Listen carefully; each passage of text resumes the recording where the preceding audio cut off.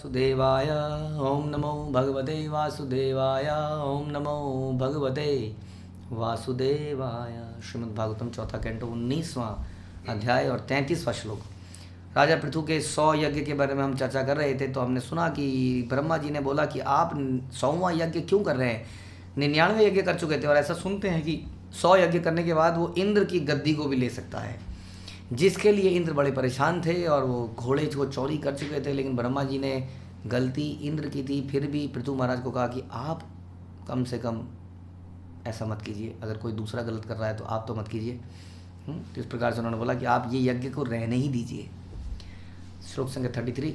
नैवत मने महेंद्राय रोषम माहर्तु मरहसी उभावती ही भद्रम ते उत्तम श्लोक विग्रहो। ब्रह्मा ने कहा आप दोनों का कल्याण हो, क्योंकि आप तथा इंद्र दोनों ही भगवान के अंश हैं, अतः आपको इंद्र पर क्रुद्ध नहीं होना चाहिए कि वह आपसे अभिन्न है। ओह, कुछ और श्लोक हो गए थे हमारे, एक सेकंड रुकिएगा। हाँ ठीक है। महिष्मन् महाराजा कृतास्म चिंता निशामया स्मध्वज आदृतात्मा यद्धया यतो देव हतम न कुर्तुम मनो अतिरुष्टम विशते तमो अंधम। हे राजन, दैवीय व्यवधानों के कारण उचित रीति से यज्ञ संपन्न न होने पर भी आपको तनिक भी शुद्ध होना और शुद्ध तथा चिंतित नहीं होना चाहिए। ये हमने सुना पहले भी कि ये जो भी हमारे जीवन में उतार चढ़ाव ये आते हैं, ये किसी दैवीय कारण से आते हैं। इसलिए आप इस यज्ञ को अब बंद कर दीजिए, क्योंकि इसका मतलब कोई हायर पावर्स चाहती है कि ऐसा ना हो, ऐसा सोच लेना चाहिए। जब हम बहुत प्रयास करें किसी चीज़ के बारे में और फिर भी यदि वो पूरा ना हो, तो हमें सोच लेना चाहिए कि कोई और दैवीय शक्ति कुछ और चाहती है, तो may be will try something different. या अपने सीनियर से हम पूछ भी सकते हैं। तो इस प्रकार से वो बता रहे हैं कि देवताओं में तो ये समस्या आती भी है। हाँ, तो इस प्रकार से वो इंद्र के बारे में उनको बताते हैं। श्लोक संख्या 36। एभिरिंद्रो पसं सृष्टे पाखंडैर हरिभर्जनम हिर्यमाणम विचक्ष्वेनम यस्ते यज्ञ ध्रुव स्वमस्मुट। जरा देखिए कि राजा इंद्र यज्ञ के घोड़े को चुरा करके इस प्रकार यज्ञ में विघ्न डाल रहा है। उसके द्वारा प्रचारित मनोहर पापमय कार्य सामान्य जनों द्वारा आगे बढ़ाए जाते रहेंगे। हाँ, शिल पर बता रहे हैं कि यदि कोई महान व्यक्ति कुछ कार्य करता है तो बाकी लोग उसको फॉलो करते हैं। It is very responsible position. कोई व्यक्ति को अगर नेम एंड फेम प्राप्त होता है तो उस व्यक्ति को रिस्पॉन्सिबल बन जाना चाहिए। हाँ, जैसे कि माता पिता भी कुछ ना करते हुए भी अपने बच्चों के लिए आइडियल बन जाते हैं, और वटेवर उन्होंने दुनिया देखी नहीं होती अभी तक, तो वो अपने माता पिता से ही सीख रहे होते हैं। तो इसलिए माता पिता का आचरण बड़ा इंपॉर्टेंट हो जाता है, क्योंकि बालक आपके कहने पर कम सुनता है, आपके आचरण को देख के ज़्यादा सीखता है। इसलिए जो भी संसार में टीचर है, गुरु है, पेरेंट्स है, या कोई सम्मानित सामाजिक व्यक्ति है, उसके ऊपर बहुत बड़ी जिम्मेदारी है कि वो अपने आचरण को बड़ा सोच समझ के सबके सामने पेश करें। लेकिन देखें कि क्या हो गया संसार में। हाय, जो व्यक्ति एक सम्मानित पोजीशन को प्राप्त कर चुका है, वो चंद नोटों के टुकड़े के लिए सिगरेट का, बीड़ी का, तंबाकू का एडवर्टीजमेंट देता है, और समाज में वो बड़ा सम्मानित व्यक्ति है।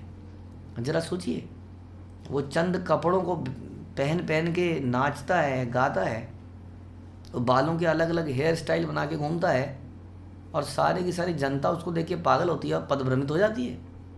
हाँ, तो हमारा ये, अगर हमारी ऐसी इच्छा है, माना हमारी इच्छाएं संतुष्ट नहीं भी हुई हैं, तो बिकॉज वी आर समाज में हम सम्मानित हैं, तो हमें सोच समझ के कार्य करना चाहिए। ऐसा कोई कार्य नहीं करना चाहिए। एटलीस्ट प्राइवेटली कर सकते हैं। अगर आपको लगता है कि अभी हम नहीं इतने शुद्ध हैं, तो पब्लिक करके उसको एडवर्टीजमेंट बना के we should be responsible. But ऐसे लोगों को संसार उसके फ़ैन बन जाते हैं, दे आर फैन फॉलोइंग हो जाती है उनकी। तो भगवत गीता के हिसाब से दिस इज़ नॉट राइट, क्योंकि भगवत गीता में 3.21 में कहा गया कि यदि यद आचरयति श्रेष्ठा तत्तद एवेतर जना सह यह प्रमाणम कुरुते लोकस्तत् अनुवर्तते। कि जो महान व्यक्ति इस प्रकार से जो भी कार्य करते हैं, आम जनता उसको फॉलो करती है। ये बड़ा इम्पोर्टेंट है। और इसीलिए हम सुनते हैं कि भगवान राम जब राजा के रूप में थे, वो जो धोबी की कहानी हम सुनते हैं कि राम को शक नहीं था सीता के ऊपर, but he was thinking that because he is the leader. इसलिए संसार में कहीं ये सिस्टम ना बन जाए कि लड़कियां अपना घर छोड़ छोड़ के भाग जाएं और थोड़े थोड़े दिनों बाद वापस आ जाए, उनको एक्सेप्टेंस मिल जाए। दिस इज़ गलत तरीका है। One should be satisfied in married life. Just to prove those points, although we are not discussing that point, but the thing is कि लीडर्स उस ज़माने में ऐसे हुआ करते थे कि कोई चीज़ क्योंकि गलत चीज़ साबित कर सकती है। ऑल्दो जो हमारे साधु संत महात्मा लोग होते हैं उनको उनका अनुकरण नहीं कर सकते हम। हाँ, उनका अनुसरण कर सकते हैं क्योंकि वो इन चीज़ों के ऊपर हैं। जैसे शिव जी हैं, अब शिव जी का हम अनुकरण नहीं कर सकते भाई शराब पी के, कि उन्होंने तो विष पिया था तो विष जैसी एक शराब हम भी पी सकते हैं। हाँ, क्योंकि वो महाजन है, वो अपने कंठ में उसको रोक सकते हैं, राइट। इतना इंद्रिय संयम उनके पास है। तो इस प्रकार ऑल्दो हम उनका अनुकरण तो नहीं कर सकते, लेकिन फिर भी हम करने की कोशिश करते ही हैं। हाँ, इसलिए ऐसे लोग क्या करते हैं, अपने आचरण से कुछ ऐसा प्रस्तुत नहीं होने देते अधिकतर। ऑल्दो जो समझदार व्यक्ति होगा वो ऐसा कभी करेगा ही नहीं, अगर समझदार होगा तो। लेकिन सब लोग तो समझदार नहीं है ना, तो इसलिए जो महान व्यक्ति करता है उसको सभी करते हैं। तो इसलिए बता रहे हैं कि देखिए अब इंद्र ये कार्य कर रहा है, इंद्र वेश बदल रहा है, सन्यासी बन के आ रहा है, घोड़े को चुरा रहा है। तो कल को अगर कोई चुराएगा तो बोलेगा देखो पहले घोड़े को, उसको इंद्र को रोको। इंद्र को रोक लिया आपने, इंद्र को रोका आपने, पहले उसको रोकिए जाके, है ना। तो इससे गलत एक प्रकार का सिस्टम फैल जाएगा। राजा इंद्र ने अपनी इंद्रिय तृप्ति के लिए ही महाराज पृथु को 100 अश्वमेघ यज्ञ ना करने देने का विचार किया कि मैं यहाँ का एकमात्र राजा हूँ और आगे जब तक हूँ तब तक मैं ही बना रहा हूँ। इसको कहते हैं अपने पोजीशन से अटैचमेंट। पोजीशन कभी आपके पास नहीं रहेगी, आज नहीं तो कल आप कोई भी पोजीशन, क्लास में आप फर्स्ट आते हो, कॉलेज में आते हो, रेस में, गेम्स में, पॉलिटिक्स में, वेरेवर, ज़्यादा दिन तक वो पोजीशन किसी के पास नहीं रहती है, और जब वो जाती है तो बहुत दुख दे के जाती है। तो इसलिए आदमी व्यथित हो जाता है और बड़े गलत काम करने लगता है, मर्डर कर देता है, क्या नहीं कर देता है। तो ऐसे कार्य सामान्य लोगों को आकर्षक लगते हैं, लेकिन वो घातक है। ब्रह्मा ने सोचा कि इंद्र द्वारा अगर ये इस प्रकार करता रहेगा तो संसार में इस प्रकार की प्रथा चल जाएगी, झूठ फरेब आम बन जाएगा। तो इस प्रकार से ब्रह्मा जी ने उसको पहले से ही आइडिया लगाते हुए कि इट विल हैपन, सो इसको ना किया जाए, अब तो रोक दीजिए। ऑल्दो कई लोगों ने तो उतने से ही सीख लिया। तो जैसा कि हमने बारंबार दोहराया कि कलयुग में योग्य ब्राह्मणों के अभाव में वेद विहित यज्ञों को संपन्न करना संभव नहीं है, इसलिए शास्त्र संकीर्तन यज्ञ करने का बोलते हैं। तो श्री चैतन्य के रूप में भगवान, श्री भगवान इस कलयुग में चैतन्य महाप्रभु के रूप में आएंगे और संकीर्तन यज्ञ का को फैलाएंगे, बता रहे हैं। तो यज्ञों को संपन्न करने का एकमात्र उद्देश्य भगवान विष्णु को प्रसन्न करना है। यहाँ बड़ी इंपॉर्टेंट बात ये बता रहे हैं कि आप कोई भी कार्य कर रहे हैं उसका पर्पस क्लियर होना चाहिए। यदि हम भक्ति कर रहे हैं तो क्यों कर रहे हैं, नाम जप रहे हैं तो क्यों जप रहे हैं, ये श्रवण कर रहे हैं तो क्यों कर रहे हैं, क्योंकि हमारा पर्पस है भगवान को प्रसन्न करना। इसलिए यदि भगवान हमारे 99 यज्ञों से प्रसन्न हो गए, सो वाई टू डू देन 100 यज्ञ, जस्ट बिकॉज कि मैंने प्रतिज्ञा ले रखी है। ये प्रतिज्ञाएं इतनी इंपॉर्टेंट नहीं होती हैं, ध्यान रखिए, है ना। ये अर्जुन को भी समझ में आया भगवान कुरुक्षेत्र में, प्रतिज्ञा लेने से बड़ी समस्या हो जाती है अक्सर, बल्कि भगवान ने अपनी प्रतिज्ञा को तोड़कर ये दिखाया कि प्रतिज्ञा भी किसी पर्पस से करी जाती है। हाँ, यदि वो पर्पस प्रतिज्ञा तोड़ने से पूरा हो तो then why not to do it. तो इस प्रकार से भगवान भक्तों के लिए जीते हैं, और जब उन्होंने देखा उनका भक्त संकट में है, हाँ, तो उन्होंने अपनी प्रतिज्ञा तोड़ दी और रथ का पहिया उठा लिया।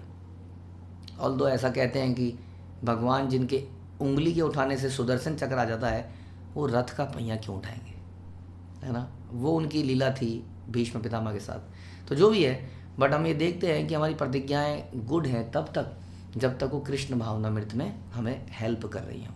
यदि वही प्रतिज्ञाएं हमारे कृष्ण भावनामृत में बाधा डाल रही हों तो उन प्रतिज्ञाओं को त्याग देना चाहिए। ये प्रिंसिपल हमें कई बार हम अपनी प्रॉमिसेस या ऐसे, क्योंकि हम कई बार इसके भी अहंकारी हो जाते हैं कि कहते हैं ना कि मैं कुछ बोल देता हूँ तो पलटता नहीं। क्यों नहीं पलटते भैया आप? अगर सिचुएशन बदल गई है तो पलट जाना चाहिए। हाँ, in the sense not like थाली का बैगन, बट सिचुएशन के हिसाब से हमने कोई प्रतिज्ञा ली थी, आज सिचुएशन डिफरेंट है तो हम डिफरेंट करेंगे। The important thing is at any cost Krishna भावनामृत में कार्य चलता रहे। तो इस प्रकार से यदि यहाँ पर देखें कि यदि ये 100वां यज्ञ करते तो थोड़ी देर में लड़ाई होती, भयंकर लड़ाई होती आपस में, देवताओं की पता नहीं देवता वहाँ अटैक कर दे तो काहे का यज्ञ करते उसके बाद। हो सकता है यज्ञ कर देते थे, लेकिन उसके बाद कई सालों तक वो झगड़ों को ही सुलझाते रहते हैं। इस प्रकार हम भी बहुत सारे अपने झगड़े सुलझाते रहते हैं, आस से, पड़ोसों से, भक्ति से, भक्तों से हमारे मतभेद हो जाते हैं। और we want to settle our scores. पुरानी कोई बात जो उसने मेरे को सुना दी थी, पुरानी कोई बात जिसके कारण मेरे मन में कुछ भरा पड़ा है, वो मौका मिलते ही हम चौका मारते हैं और तब हमें संतुष्टि मिलती है। तो इस प्रकार के कार्य हो सकता है हमें संतुष्टि दे दें, या इस प्रकार की शपथ हमें एक हमारे अहंकार को बूस्ट कर सकती है, लेकिन एक कृष्ण भावनामृत को समाप्त कर देती है, उसको बर्स्ट कर देती है। ये हमें ध्यान रखना चाहिए। हाँ, इसलिए बुद्धिमान व्यक्ति को सोचना चाहिए कि क्या ये कार्य मेरा को भगवान के पास लेके जाएगा, या जस्ट मेरी प्रतिज्ञा को पूरा करेगा और मेरा परचम लहराएगा संसार में। देखिए इस व्यक्ति ने ये तपस्या कर दी, या इसने ये बात कर दी, या इसने वटेवर। तो इस प्रकार से हमें समझना चाहिए कि पर्पस क्या है। यहाँ बता रहे हैं कि इस युग में भगवान विष्णु को प्रसन्न करने का यही सरलतम उपाय है।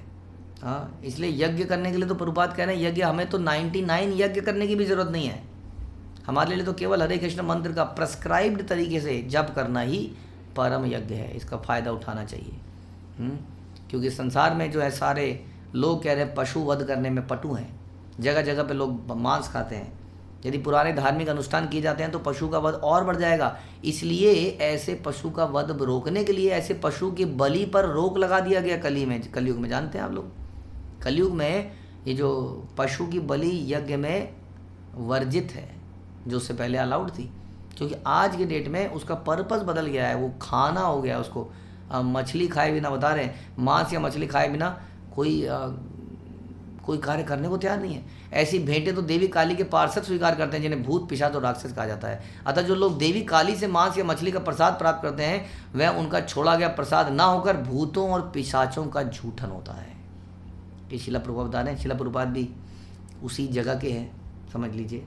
उनका जो भौतिक शरीर था वो उसी जगह का है जहाँ पर काली की बहुत पूजा की जाती है। He knows the intricacies, is himself in that part of the India. So ये सेइंग कि जो हम सोच रहे हैं कि काली का प्रसाद है, वो किसका प्रसाद है?